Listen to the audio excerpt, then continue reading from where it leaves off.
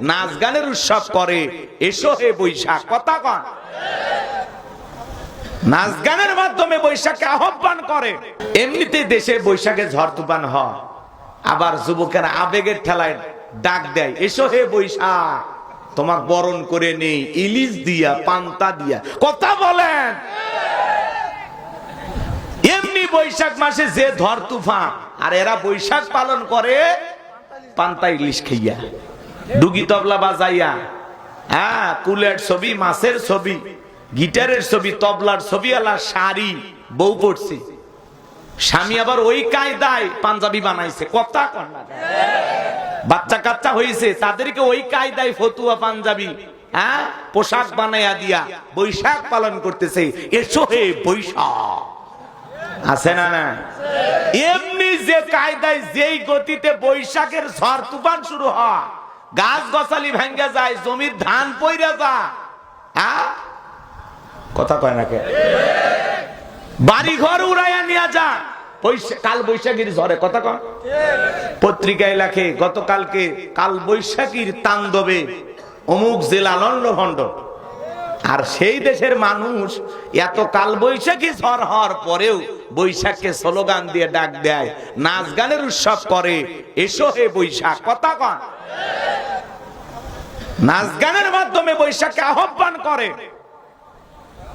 রমলার বটমূলে দেখা হবে, প্রাণ খুলে, আছে না নাই? রাগ করতেছেন আপনারা? কয় দেখা হবে রে, হবে পহেলা বৈশাখী।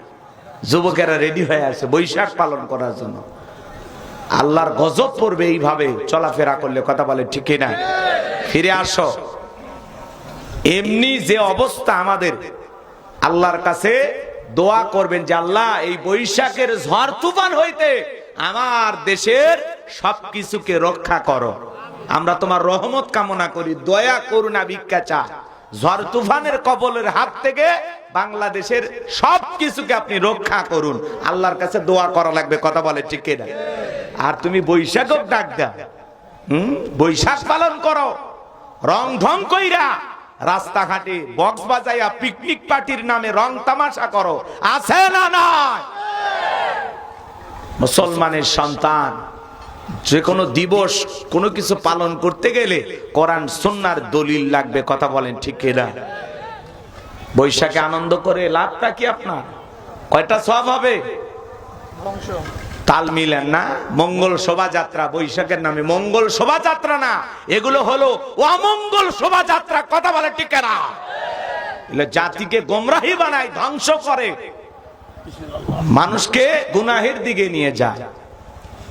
মঙ্গল শোভাযাত্রা আছে না নাই? এটা মঙ্গল শোভাযাত্রা না অমঙ্গল শোভাযাত্রা? হ্যাঁ, এই বৈশাখ নিয়ে কথা বলা যায় না। এর আগে ওই যে দুদকে কাছে আমার নামে মামলা দিছিল, কথা বোঝেন, এই বৈশাখ নিয়ে কথা কইয়া। আবার আজকে কইয়া কোন বিপদে বললাম, তুমি নতুন সরকার তো, মামলা টামলা এখন দেবে না, কি বলে? আর দিলে ভয় করি নাকি আমরা? আচ্ছা চলেন সামনের দিকে। আমার কথা কি বিরক্ত হচ্ছেন? তাহলে কাল বৈশাখীর ঝড়ের থেকে বাঁচার জন্য দোয়া করা লাগবে কার কাছে? নাকি বৈশাখ ডাকবেন? এরা মানে যে কায়দায় বৈশাখ ডাক মানে চাপে ধরবি, কথা বোঝেন নাই? আল্লাহ যুব সমাজকে হেদায়েত দান করেন।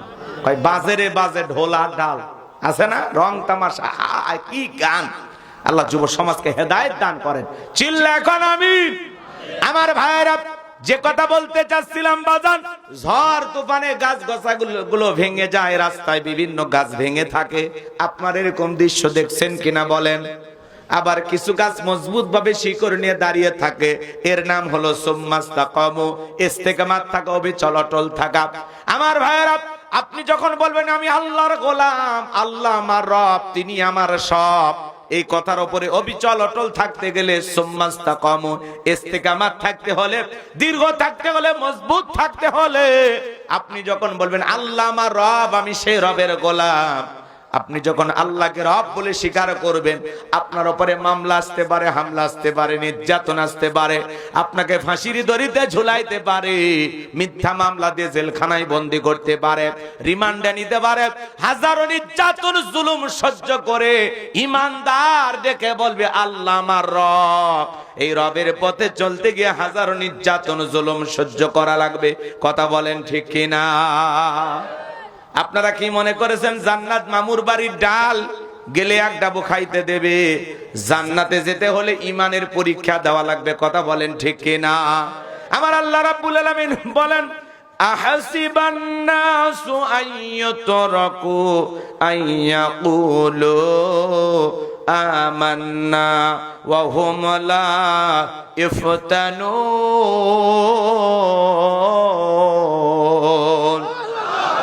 সূরা আনকাবুতের ভিতরে আল্লাহ পাক জানিয়ে দিলেন, মানুষেরা কি মনে করেছে ঈমান এনেছে কথা বললে তাদেরকে ছেড়ে দেওয়া হবে, তাদেরকে পরীক্ষা করা হবে না। এই পৃথিবীর জমিনে যত নবী রাসূল উম্মতের আগমন ঘটেছে আল্লাহ তাআলা তাদেরকে পরীক্ষা করেছেন। এমন উম্মত পৃথিবীর জমিনে এসেছিল লোহার চিরুনি দিয়া তাদের দেহ থেকে গোশতগুলো খসে খসে আলাদা করে ফেলে দেওয়া হয়েছে, এরপরেও তারা ঈমান থেকে 1 ইঞ্চি সরে যায়নি। বলুন আল্লাহু আকবার। লোহার করাত দিয়ে চিরে 2 টুকরো করা হয়েছে, এরপরেও তারা ঈমান থেকে ইসলাম থেকে সরে নাই। কথা বলে ঠিক কিনা? আপনি যখন বলবেন আল্লাহ আমার রব, এই কথার উপরে টিকে থাকতে গেলে আপনার উপরে মামলা আসতে পারে, জেল জুলুম নির্যাতন আসতে পারে। হাজারো নির্যাতন জুলুম সহ্য করেও সুম্মাস্তাকামু, ইস্তেকামাত থাকতে হবে, দৃঢ় থাকতে হবে, মজবুত থাকতে হবে। ভেঙে পড়া যাবে। কথা কি বোঝেন নাকি বোঝেন না? আয়াতের শুরুতে আল্লাহ কি বলছেন মাথা ঠিক খেয়াল করে শোনেন, মাথাটা ঠান্ডা রাখেন। আল্লাহ রাব্বুল আলামিন বলেন, ইন্নাল্লাযীনা ক্বালু রাব্বুনাল্লাহ, নিশ্চয়ই যারা বলে আমাদের রব আল্লাহ। ও সিংড়ার মুসলমান ভাইরা, নাটোরের বাবাজিরা, ডান হাতটা তুলে শাহাদত আঙ্গুলে দ্বারা ইশারা করে আসমানের দিকে তাকায়া চিৎকার মেরে ডেকে বলুন তো আমাদের রব কি?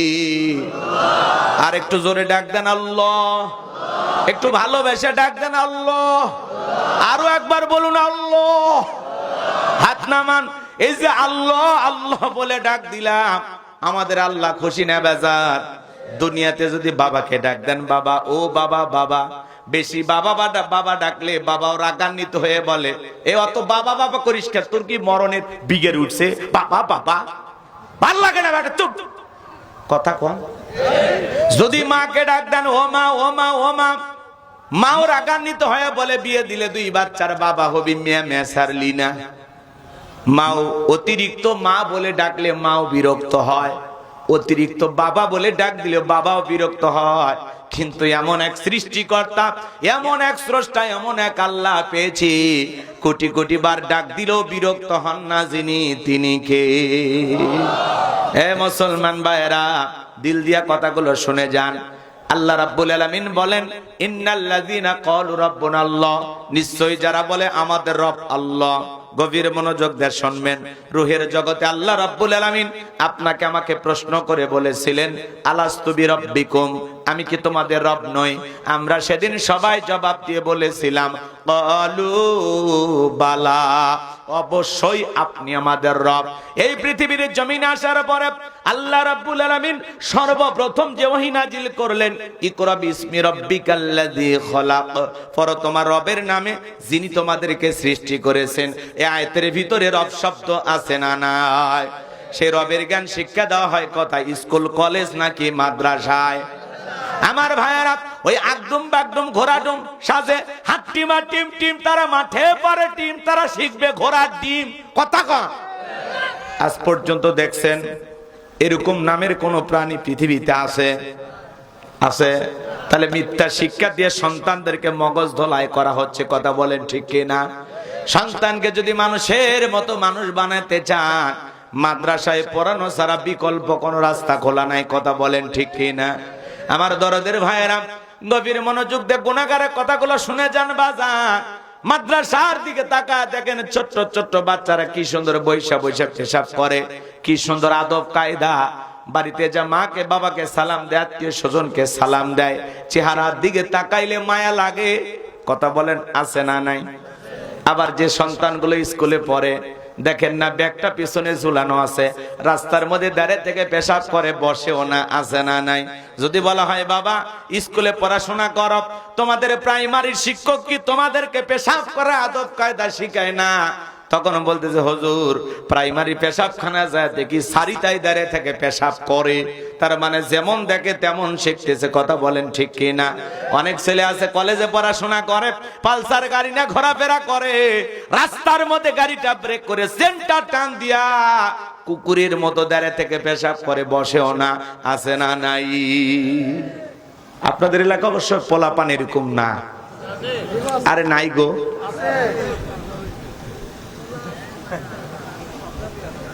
আছে।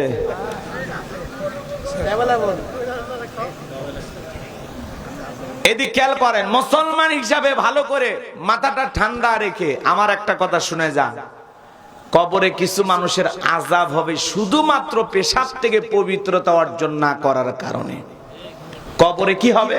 শাস্তি হবে। হাদিস শরীফের ভিতরে আসছে, যারা পেশাব থেকে পবিত্রতা অর্জন করে না তাদের জন্য কবরে কি আছে? শাস্তি আছে, আযাব আছে। কবরে আযাব হবে। আমাদের অনেক ভক্ত কয় হুজুর একটা সেলফি তুলি। আমি বলি সেলফি পরে আমার সাথে আগে 2 রাকাত নামাজ পড়। কয় না হুজুর শরীর ঠিক নাই। আমি তখন বলি এই রোগ তো মা বোনদের হওয়ার কথা, কবে আবার পুরুষের চালু হইল? কয় যে হুজুর এই রোগ সেই রোগ না, পেশাব করে পানি নেইনি। আছে না নাই?